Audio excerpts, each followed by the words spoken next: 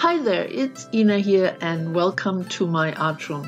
Thank you so much for subscribing to my channel and please push the bell icon so you will receive notification of all my regular uploads.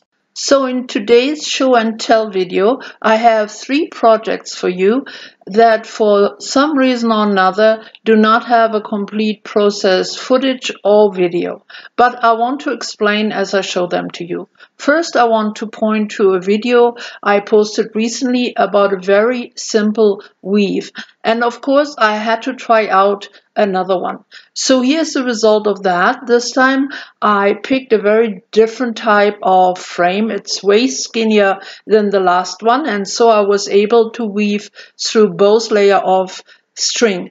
Now please refer to the link below for all the instructions on how to put something like this together.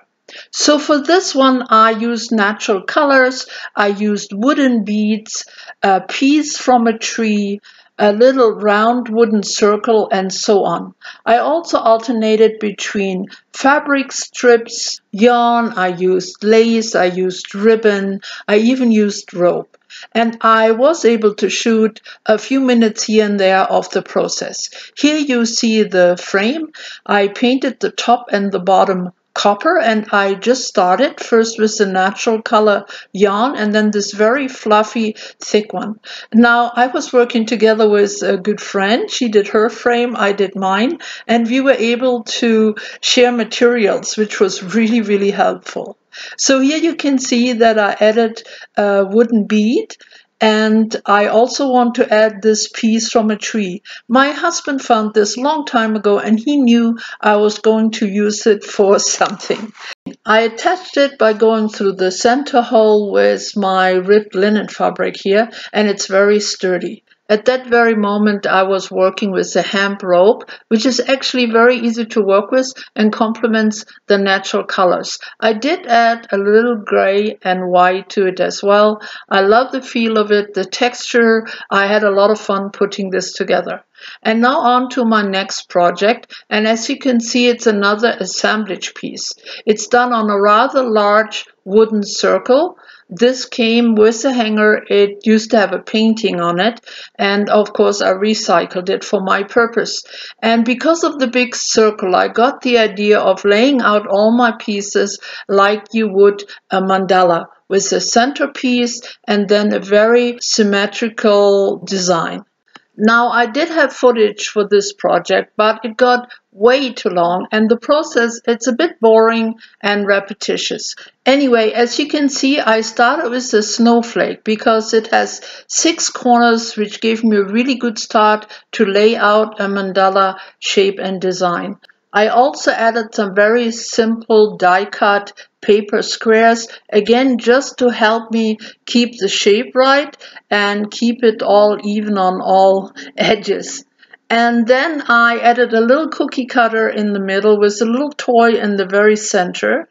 I also used clothespins, I used beads, I used game pieces, game markers. I even used dental floss hooks like you see here because they have a nice shape. There are some plastic leaves, there are all kinds of beads, some things from the handyman department. I used little bobbins from the sewing machine.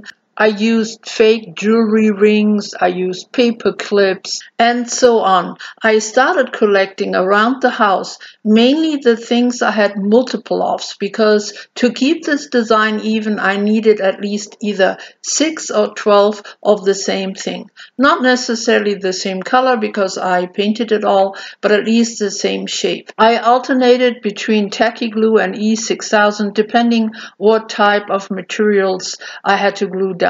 Here I added some circle beads, some little metallic clips, and then some micro beads into those little circles. Now if you need more instructions on how to put an assemblage together, I will leave some links below to some of the videos here on my channel where I give better instructions. So after everything was covered pretty much, I used my black gesso. I gave it all a coat, and you've seen me do this many times on my other projects. But then I thought to bring out some pieces a little more by adding red. So as you can see, just a few of the pieces got some red color. And then I used a silver acrylic paint, my dry brush, and I gave everything a coat, and that really brings out the shape and the texture and completes the project. So here is another look. Now this was an experiment. It was definitely a very different type of assemblage art piece than I usually put together. I hardly ever do anything symmetrical, but it was a nice change and it was fun to work on, and I bet all the little bits and pieces I used are things you also have somewhere in your household or in your craft room. So maybe this type of a little bit more controlled and symmetrical art will appeal to some of you, and you may want to give it a try. Alright, on to my next project. Now this is a fused glass window charm I did at a local ceramic studio together with some of my art and crafty friends. I worked on a rectangular smaller piece of see-through glass with a hook. I added the chain and the big ring so I could hang it up on my curtain rod.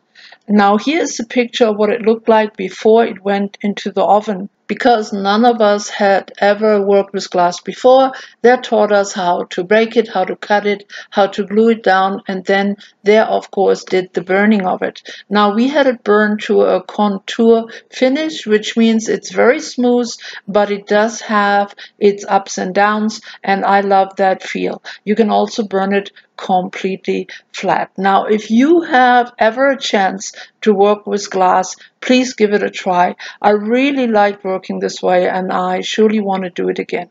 So here are my 3 projects, and I think you understand by now why none of them got their own individual video, but I still hope that this video was enjoyable for you. You gathered some new ideas and inspiration. Thank you so much for coming. See you soon again, and bye bye for now.